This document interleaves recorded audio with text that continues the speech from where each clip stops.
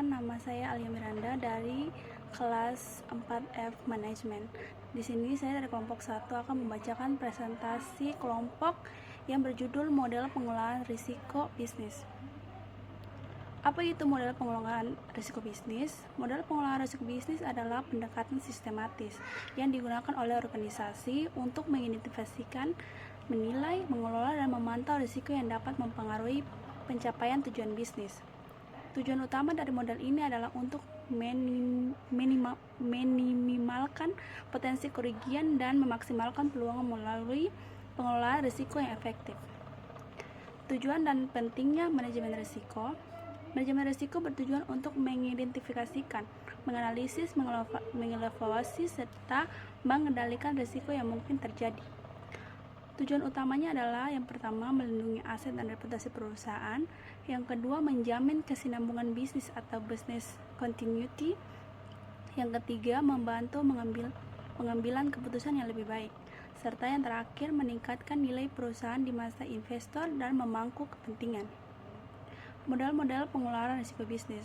Yang pertama ada Enterprise Risk Management atau IRM. IRM adalah pendekatan terintegrasi untuk mengelola risiko keseluruhan bagian organisasi. Model ini menekankan pentingnya keterlibatan seluruh level manajemen dalam mengidentifikasikan dan merespon risiko strategi maupun operasional. Yang kedua ada IAS 31000. IAS 31000 adalah standar internasional untuk manajemen risiko yang memberikan prinsip, kerangka kerja, dan proses untuk mengelola risiko secara sistematis, transparan, dan dapat diulang. Proses ISO 31000 mencakup penetapan konteks, identifikasi risiko, analisis risiko, evaluasi risiko, dan penanganan risiko. Yang keempat ada COSO Framework. COSO atau Community of Sponsoring Organization of the Trade-wide Commission menyediakan kerangka kerja manajemen risiko terintegrasi yang berfokus pada risiko, strategi, dan operasional. COSO menekankan pentingnya hubungan antara tujuan perusahaan, risiko yang dihadapi, dan pengendalian internal. Keempat ada Risk Management Process atau langkah-langkah umum. Proses umum adalah pengelolaan risiko meliputi yang pertama ada identifikasi risiko atau menentukan potensi risiko, yang kedua ada analisis risiko, menilai kemungkinan dan dampaknya, ada ketiga evaluasi risiko, menentukan prioritas risiko, yang keempat ada penanganan risiko atau menghindari, mengurangi, memindahkan, atau menerima risiko, yang terakhir ada monitoring dan review atau mengawasi efektivitas penanganan risiko. Jadi studi kasus di sini tentang penerapan manajemen risiko pada PT XYZ atau perusahaan manufaktur elektronik.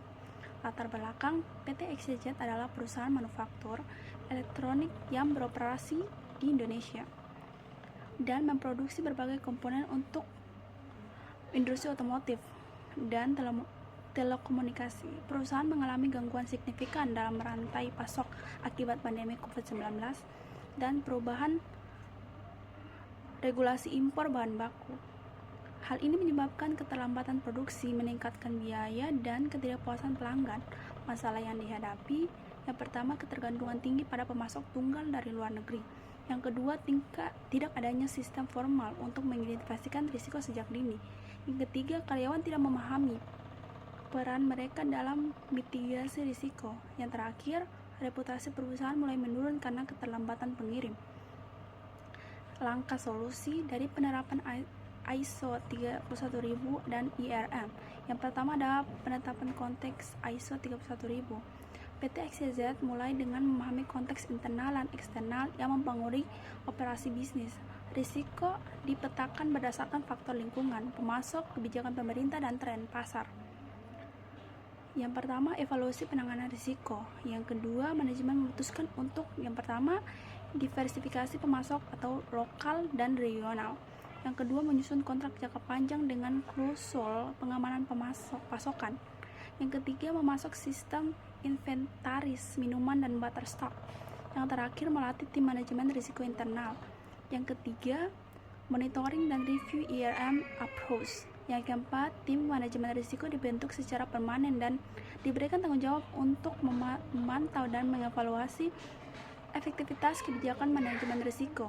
Audit risiko dilakukan tiap kuartal dan dilaporkan di direksi.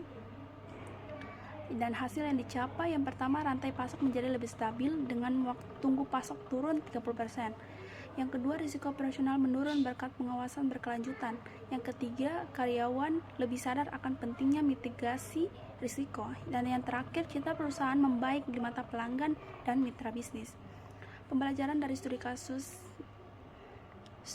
ini menunjukkan bahwa penerapan model manajemen risiko yang terstruktur seperti ISO 31000 dan IRM dapat memberikan dampak nyata bagi keberlangsungan bisnis.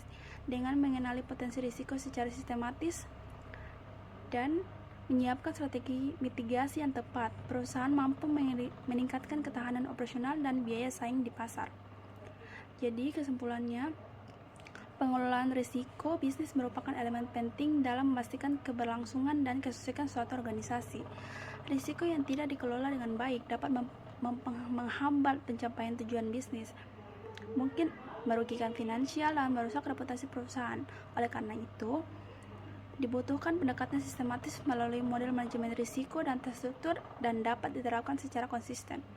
Model-model pengelolaan risiko seperti Enterprise Risk Management, IRM, ISO 31000 dan COSO Framework memberikan kerangka kerja dan panduan dan komprehensif dalam mengidentifikasikan, menganalisis, mengevaluasi, serta mengendalikan risiko.